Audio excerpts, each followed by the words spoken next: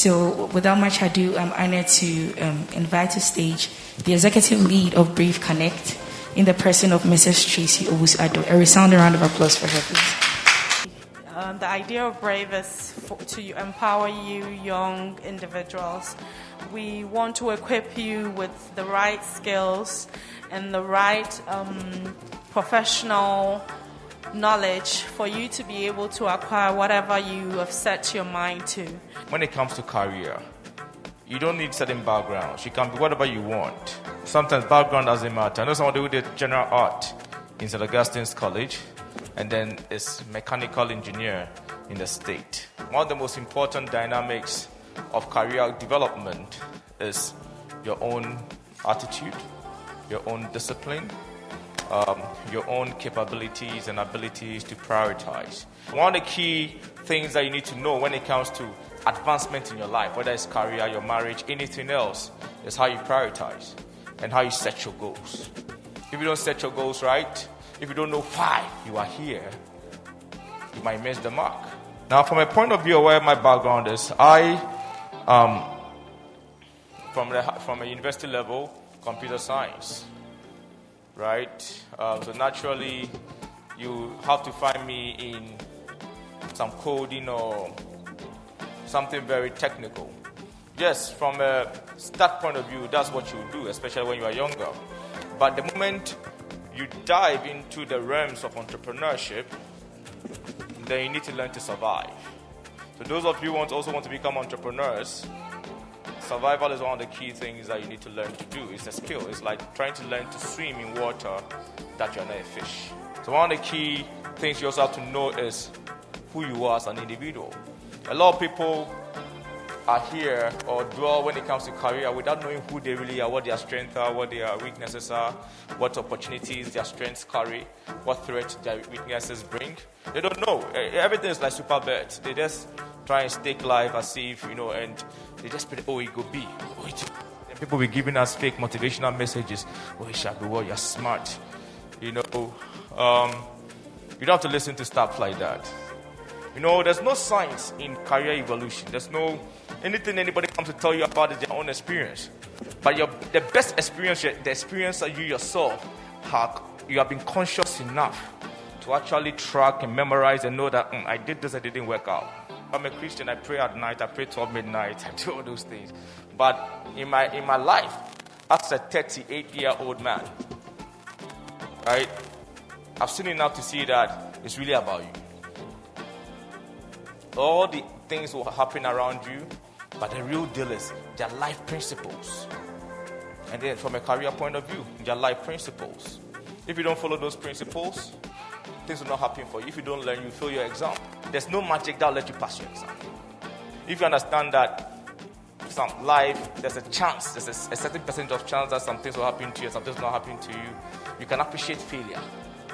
You realize that you fail because out of 10,000 people who do this, 3,000 fail. So unfortunately, you're part of that failure. It doesn't mean that life is spoiled. That means you have to try again. Or knowing the probabilities, you have to go into something with a higher probability of success. That's why we do things like business plan, to enable us assess the risk, to enable us know what are the probabilities. So sometimes failure is because that's how the trend is. Because if you don't put in the right mechanism, if you don't put in the right measures, you're going to fail. Because there's some things that lock you down in the pursuit of your life. Just knowing too much about is worrying you. Knowing that some guy is hustling my life. You're not making me happy. You're not making me happy. You're not learning. Then you're not pursuing your life. You are dependent on this son. And because I'm talking to females, I see only females. The men, you know what the other females. I don't want to talk about them. Right? And I know that you guys are young. And I want to talk about practical things that inhibit you from pursuing your career. Relationships. For young females. You can spend 6 months in mental lockdown because some boy has broken your heart. And that is like 20 years of some life that you've destroyed. The simple things in life are the things that destroy us. And the simple things in life are the things that make us successful. There's no giddy about life. All the Bill Gates, all the Dangotes, they didn't do anything special. The only thing special is that they put in work in whatever their competitive advantages and they make them excel. But if you go and look deep into what they are doing, the same thing that the next entrepreneur might be doing, they are writing, they are doing their accounting, they are doing the operations, they are doing their marketing, etc. at different levels, with different levels of skill set. But Rome was not built in a day. So that means that whatever you are doing, you have to start from the basics and understand that the simple things are the things that make you succeed in life. Tech world, you don't need somebody to motivate you to learn. You can actually sit in your corner and build something. So far as you have a laptop, that's an internet now. Back in the day, we didn't have the way internet is. We used to have all the things were in books. So you have to buy Java book, buy Oracle book, buy database. Everything had a book. And we need to chew the code. But right now, you go on Google, you type something, you go and pick somebody's code, put it there, you test it, it works. Right? So, unfortunately for you, nothing has to be done about it. Yeah, from my perspective, because if you think that React is well, you have to learn the fundamentals of React. So the key thing is that if you understand the fundamentals of the field that you are in, it will be easy for you to acquire new knowledge. But if you don't understand the fundamental, and that's the challenge with drag and drop people, where all they know is they pick high-level languages, and it's all about dragging and dropping. Then you create a nice interface, you click a button, the thing enters. You think that you built a nice software. But when you try to put 100 people inside the database crashes. So so those dynamics. For people who want to do anything, including the nurses, the animators, it's about practice. It's really about practice. You have to work. The more you do, the more you learn. And when you do more, you learn. It's easy for you to even spend 2 weeks or 3 weeks learning React. So you should be able to build your own project. Those who are doing animation, build your own animation project. You don't have to wait for somebody to come and tell you that I want to build something for me. Learn to find problems. Learn to observe your society and try to solve some of the problems as prototypes on your own computers. Because when you're looking for a job and they ask you, what have you done before? You can take your laptop and then show them. It is better to show than to talk. Some people good speakers. Some people can talk, but they can't do job. Don't be like that no matter what in your career. Don't be very fluent speakers, very bad executors. You get it? If you really want to get somewhere in life, there's the doing. You have to be doing females. Do males or do females. However you want to call yourself. Don't just be nice talkative. And in your career field, you have to be less sentimental. Nobody likes you. Nobody cares about how you feel. It's about results. So don't think that somebody has to have pity on you. And I was late because the trotro was this. And today is I'm having. Nobody cares about those things. So please, because you're females majorly, I'm just saying that you have to use your mind in the career field. And know that whilst you're having challenges, somebody has needs that he has to fulfill. Maybe you are having a challenge, but if you don't solve that person's problem, who he or she has contracted you to do, his mother is going to die, her sister is going to have an issue, the school fees will not be paid. Do you get it? So we need to understand that the world is interconnected, and we shouldn't let our problems be other people's problems. Be able to divide and differentiate your problems from the solutions that you have to give to other people. And I believe that you're going to make a lot of money, you're going to succeed, and that's what it is. And just learn to move on quickly as well. When you fail, move on quick. Don't brood on it like a chicken or like a cock or like a hen. Just move on quickly. Move on and start from the basics again and move on and try something new. Yeah? Thank you very much. Our next speaker is a gas and oil exploration expert. She specializes in exploration and production within the oil and gas energy industry with experience in Europe and Africa. As Miss Malika 2010, Amma has used the soft skills acquired during the pageant to complement her technical skills in the energy industry. She'll be speaking on how young women can explore careers, feel and look beautiful like me, while pursuing the corporate field and the challenges being in a male-dominated industry. Audience, a resounding round of applause for Miss Hannahlisa. So, my name, I'd like to introduce myself. I'm Sarpong. if you've seen another name on the flyers, it's because I'm still getting used to my new name. So as an oil and gas professional, I work with ENI Ghana as an explorationist. In 2010, Ghana had just discovered oil, and the media was going frenzy about, Ghana Fango, the oil is going to be big, blah, blah, blah. So that sort of stimulated my interest to want to see what this industry was about. I had no clue, and I'm not going to lie and say I knew that from doing earth science I would be who I am today. Somewhere in between that, Miss Malaika came in. I had the opportunity to contest, and then I won by the grace of God. And in that moment, thank you. In that moment, there was confusion as to what direction should I go. In that confusion, I'm like, no, I'm not going to do what seems to be the common road. Not that I have anything against people in the media. It's a great career if that's what you want to do, right? But I knew that that's not what I wanted to do. So, packed my bags back to school. In level 100, I flunked out on a lot of the programs that I did, that I happened to retake them when I got to level 400, if you know about resitting. Chemistry, physics, failed them brutally, but came back and finally graduated from the University of Ghana with an earth science degree. So coming back into the petroleum and energy industry, the industry is very big. It's a very broad one that if you want to pursue a career in there, there's so many sectors that you should choose. You can be able to choose from. And in Ghana, for instance, we have the upstream sector where I am. So it's focusing on the exploration and production aspects of the oil and gas industry.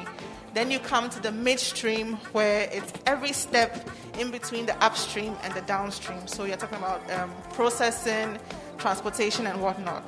Then you come to downstream, where you have the likes of the filling stations, the distribution companies. So there's a wide range of areas for you to fit in. What are the benefits in this industry? Is that you get to grow. The pay is good. You get training opportunities. You get to network with people. The challenges as well include that, especially for women in this industry, you need to give in. You need to do extra to be seen, because it's an already male-dominated industry, right? So you, a woman coming in, how do you position yourself so that you can have a competitive advantage to your male colleagues? My competitive advantage was learning a soft skill other than my technical skill.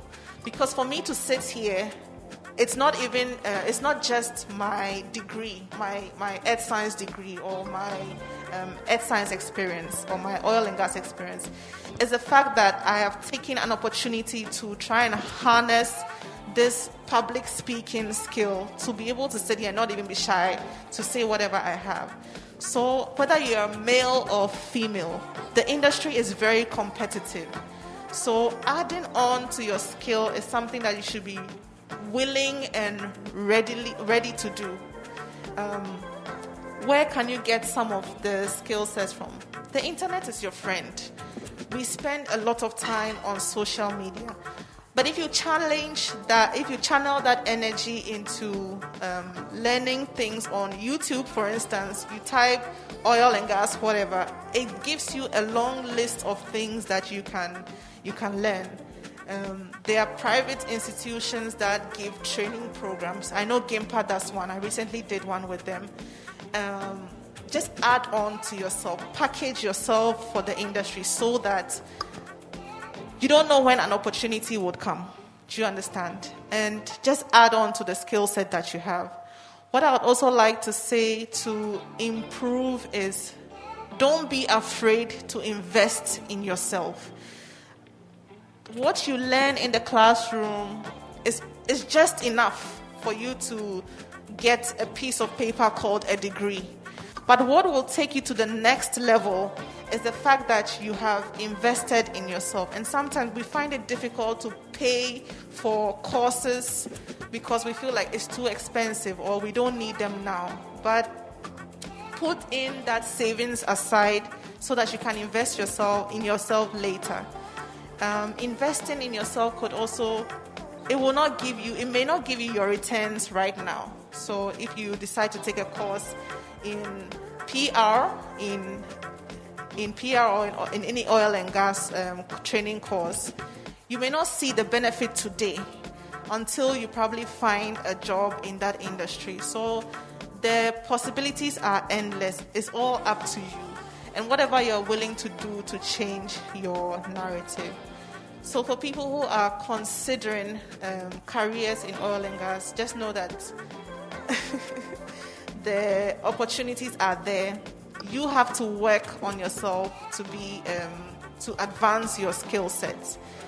Another bonus that I will leave with you is when it comes to, for instance, seeking a job, it's very easy to sit down and say, I'm waiting for a company to put out a notice seeking for recruitment before you would push yourself, to go for it. But put in that extra work. Don't just say, I want to work with, for example, GMPC, and you only apply to GMPC because GMPC is asking for geology people.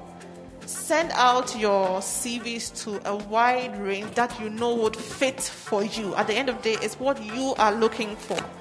But keep your mind open as well. That's an advantage that you should make sure you do when you are seeking for jobs. And if you get the chance to go into an interview, the interview is not just for the company, it's for you as well.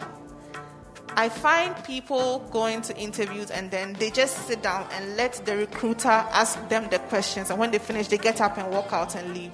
What about you? How much do you want to earn? Why do people not ask, what is the salary available? What benefit is the company giving to you, the individual? It's an exchange. When you're going to work with people, you don't work for them, you work with them. So know that you're positioning yourself to get something from them and they will give you something as well. If you can, you should get a mentor or someone who would pat you on the back, whether it's a man or a woman, someone who is willing to pull your hand along with you and show you and direct you, because in this world, we cannot do it alone. Always be prepared for the next step of where the world is leading. And I believe that your career or your journey in the industry, whatever industry it is that you find yourself, this is not just limited to oil and gas, but if you're in the nursing, I've seen people who want to do the communication side as well. Keep your eyes and your ears open. Our next speaker, that's in the absence of further questions for Ms. Ama, is a medical media personality, a private medical practitioner, and the CEO of Health Avail, a medical service that deals with health consultation. She serves as a health resource person on many media platforms and is currently the host of Health and Vitality, a daily health show on Joy News and Joy Prime. Ladies and gentlemen, with a resounding round of applause, Dr. Hannahlisa Tetteh. So I'll share a bit of my journey with you and how it has helped me. I must say that one of the things I'm very grateful to God for is the fact that when I'm making up my mind about something, I don't really look around. The other thing too is that I like speaking to people. So when I'm confused, I will always ask for advice. Always. Because I don't see why you should allow yourself to make a mistake and then learn from the mistake. People like that. They'll say, no, allow me to, your parents will be talking and say, no, allow me to make the mistake, then I'll learn from my mistake. Do you know how many years you would have wasted? And sometimes that mistake, you can never come back from it. So me, I like asking. So this whole journey started when I was in primary school, junior high. Everybody was going to Wesley Girls, all my friends. They were all going to Wesley Girls. But I just heard Holy Child one time. And I asked somebody about the school, and the person said, oh, the school has just a few people. And to me, Wesley girls, there were too many. Yeah, I don't like schools with a lot of people. I don't know why, but Wesley girls, there were too many. So I decided to go to Holy Child. My mom said the intake for the whole Ghana is 200. We're taking 200 people. My mom knew, she said she knew I was smart. But in exam, anything can happen. Anything can happen in exam. So please, I beg you, choose Wesley girls. The science class there is 4 times that of Holy Child. Holy Child, it was just 2 science class. I think Wesley girls was, okay, so 2 times. Wesley girls was 4. My mother said, you just choose Wesley girls. You don't know anybody in Holy Child. Like, she just didn't understand what all of this was about. But I like a challenge. So because she said, do this, and I felt like I should go to Holy Child. So, of course, I prayed about it. And then I made it to Holy Child. I would later on realize that, yes, a lot of my destiny was there. But then the thing was, before going to secondary, before going to the senior high, the thing was I going to do science or was I going to do general arts? And here's why I was confused. I'd always been a speaker. So I was always found in leadership positions in school. If they needed somebody to talk, of course they would call me. Drama club, debaters club, it was me they would call. And when I was young, I was reading a lot. So I was very eloquent. Now I don't read a lot. So the English has come down a little. But when I was young, Charlie, when you speak to me, you go and read, at least find the meaning in the dictionary. But now I don't read anymore. So that's how it was for me. So everybody around me was saying, you have to do law. You understand? So that was my confusion. You have to do law.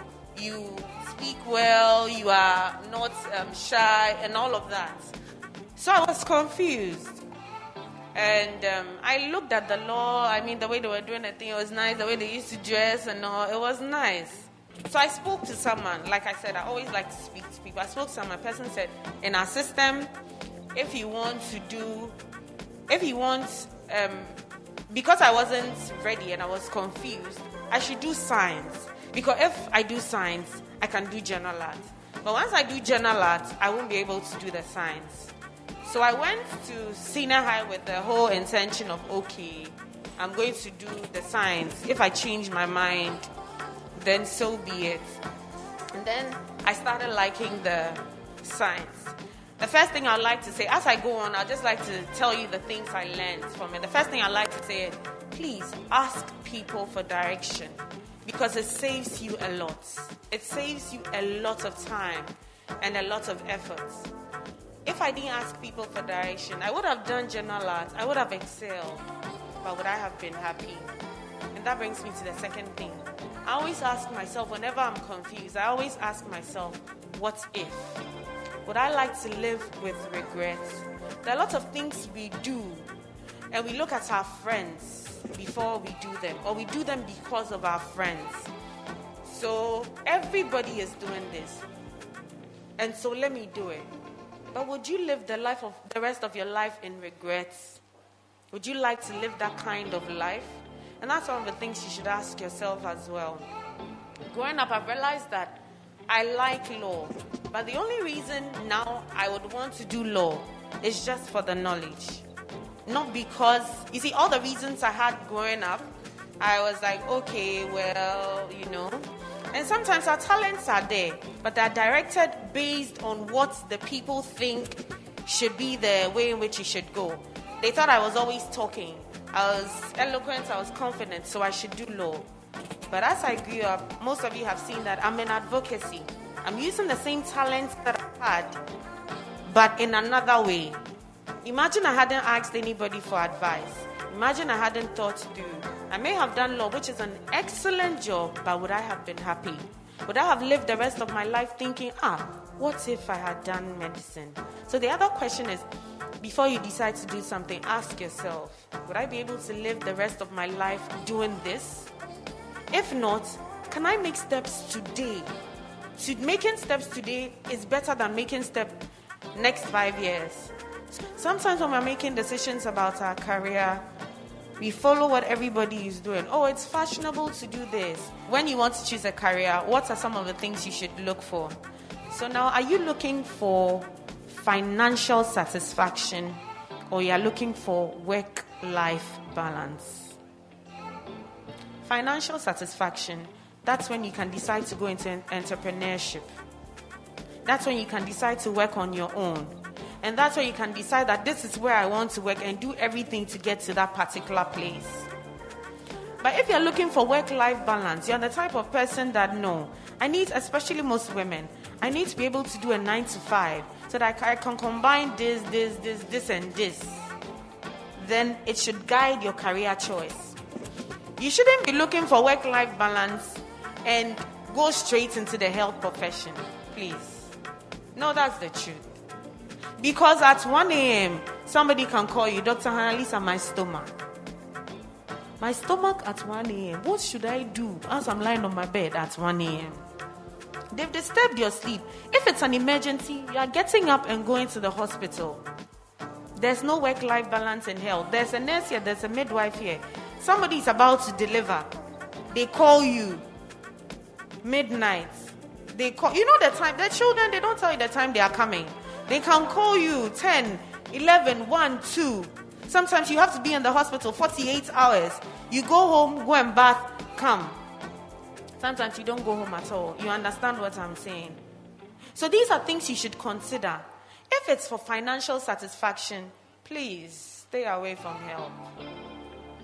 Oh yeah, maybe you can go and do health in her place. Or look for a rich facility and then go and work in their health department. Yeah, because you know that there's no money in health. Those who are very rich in health, it's either they are private practitioners or you know what they are doing. I don't know. So you see, this is what you need to look at. Financial or work-life balance. Now the thing is, you need to look at what are your interests. What would you do on any day? Even if you're not being paid, what would you do? Please call me to come and talk to children. I will make sure that I come. Call me to talk to people who are younger. I will come. You don't have to pay me for that. You don't have to pay me for that. Because I know what it has done for me. Speaking to people has directed me a lot. And when I speak to people, I realize that people have issues that they don't have anybody to talk to. And I am happy doing that. So you can call me on any day to come and speak to people. I will go. You don't have to pay me. I've not said because of that, come and call me. Yes. So you see, if I am doing a job that involves, and that's why I set up Health Avail, mainly to do that. I go to the schools, I speak to them. I feel like I am doing something. I'm making an impact. I am happy doing that. Now, what are your talents? What makes you happy? If you're not going to be paid and they say, come and do this, will you do it? If you're not going to be paid and they say, come and do deliveries, will you do it? That's what you should be asking yourself. If you're not going to be paid and they say there's a patient who is sick, sit by the patient, take care of the person, will you do it? Now you need to know, who am I? What kind of person are you? Are you an extrovert? Are you an introvert? In science careers, you need to know. It doesn't mean that once you do science straight, you're going to do medicine or engineering. Like in Ghana, that's all they think. Once you're doing science, medicine or engineering, finished. No. Now, are you an extrovert? Do you like talking to people? Do you like interacting with people? If you don't like interacting with people, what is your business in the nursing field? Yeah.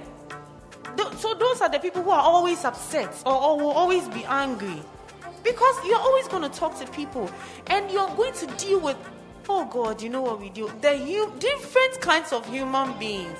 You will have the understanding of why God rested on the seventh day. Because he was really tired from creating us. Look, human beings, we are different. And a human being that is sick, another level. You understand? And some of them too, when they come, they will not tell you the truth. In fact, more than 90% do not tell the doctors the truth. They will say all sorts of things. You are sick and you've come to sit in front of me and you are lying to me. You know, they are putting you in situations where You are going to be frustrated and upset, but the public doesn't want you to be upset. Because tomorrow your name will be on this paper as this. You understand? So if you do not like human beings, the health field is not for you. If you are quiet, you don't want to be talking to people, it is not for you. Unless, of course, you specialize, you do it, specialize and go and do radiology, like those people that see x-rays, or you do things that don't require that you be with people. But if you like science, then you can go and do IT and those things where it's just you open your door, sit there, you and your computer, and you are done. So your personality really matters in this. You understand? And there are subspecialties in the different fields as well. So you know that when I go here, maybe this broad thing, I have to deal with a lot of people, but I'm tired of dealing with a lot of people. So then you decide to go to the ICU. All the people lying there, they are in coma.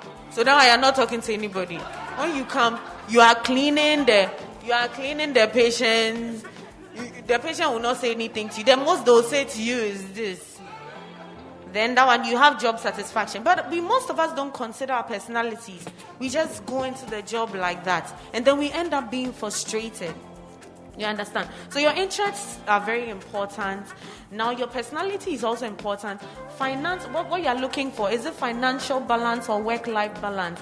It's also important. Now what you are doing, will there be job opportunities there? Most of us do engineering. But there's no place for us to work. You understand? In Ghana here. So if you want to do some of us, we go on the net. Then we hear, I want to be the name of the thing is nice. So maybe I want to be a this. Then you say, hey, if they call me that, it will be nice. So then you get up, I want to do this course. But there's none in Ghana here. If you go outside, you see a doctor who has specialized on just this finger, this little finger. So if you spend all your money and go and specialize on just this little finger, who will come to you in this Ghana here? You understand? In the long run, you have to eat. In the long run, you need to take care of yourself. So the job that you want to do, are there opportunities there available for you? Even if you are subspecializing. So I'm a nurse. I want to take care of these particular kind of people. Are there job opportunities there for you? I'm using nurse, midwife, doctor but it applies generally to everybody. Are there job opportunities there for you? If there's none, please, unless of course you have plans of traveling outside. So whichever country you even want to travel to, please make sure that there are opportunities there for you as well. Otherwise, you would have spent so much time doing something and then you are not able to use it.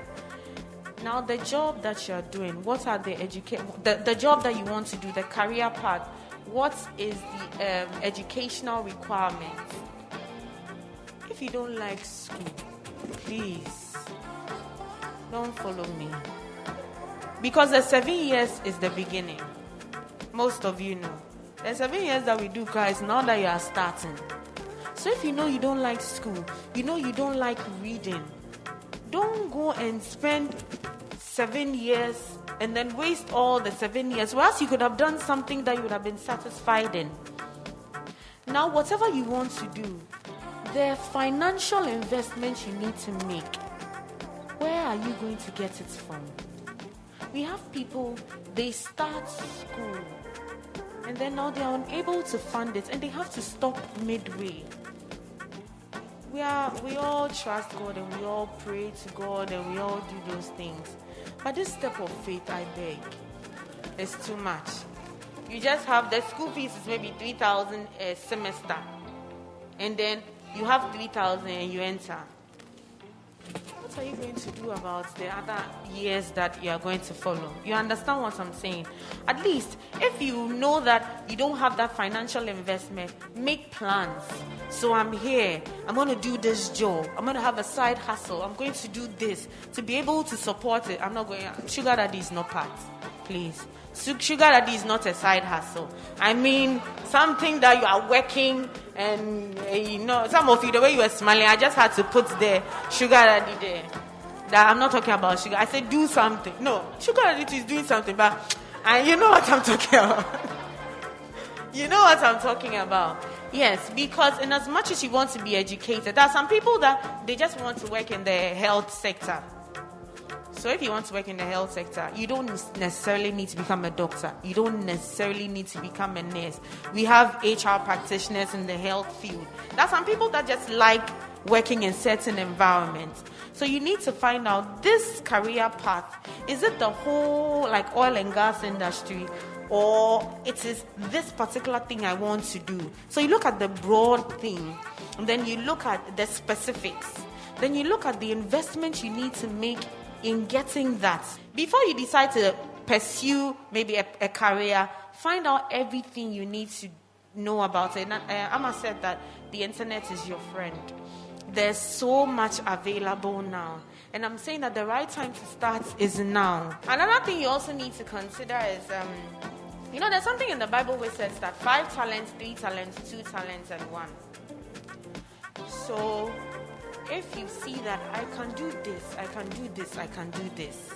So you are the one who has 5. Somebody has 1.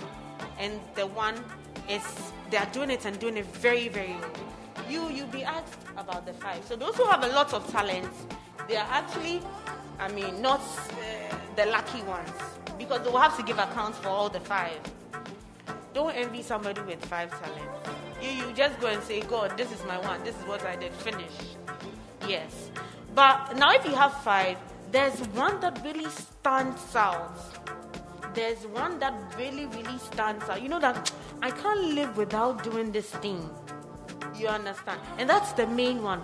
All the others can revolve around it. And you see, as we are going, we're all trying to discover and find ourselves. I'm doing medicine. But people were always saying that, oh, you can talk. You're always talking. Those things. So what am I doing? I'm in the media space using it. I feel happy when I speak to people and that people are enlightened or, at least I feel fulfilled by giving out information to people. Aside media, what am I doing? I have Health Avail. The sole purpose of Health Avail is not to make money. Although if you come to me and say you want something for free, I'll say no. But I'm just saying it. That the sole purpose of Health Avail is not to make money, but it's to spread the word across. It's to make health and health information available to everybody. And so if I do something through Health Avail for free, it does nothing to me. It makes me happy because at the end of the day, I feel like I have achieved it. You understand? And then, of course, the entrepreneurial bit that I'm selling scraps to make money so that all of you come and call me for free. I'll get money to pick a car. You understand? Yes. So you know that you have different talents, but there's one main one. Try and revolve the others around the main one so that you see that you are doing a lot. Now, that would also inform whether you are doing a 9 to 5, you're looking for work stability, or you're looking for financial stability. Because if you're somebody who has a lot of talents, you can't do you can't do a job that demands a lot. This thing that I'm saying, there's somebody who knows me here very well. She will say, so how do you do what you do? I don't know, my own is by the grace of God. But let me advise you, please, to avoid pressure, try and get a job that is stable. You go, you have a closing time, so that your other talents, like those of you who are doing graphic designing, you can use your weekends to do the other things and improve upon them as well. And so these are a few of the things that I'd like to share with you, the things that have helped me along my journey that I'd like to share with you. And if you have any other questions, maybe you can just ask me so that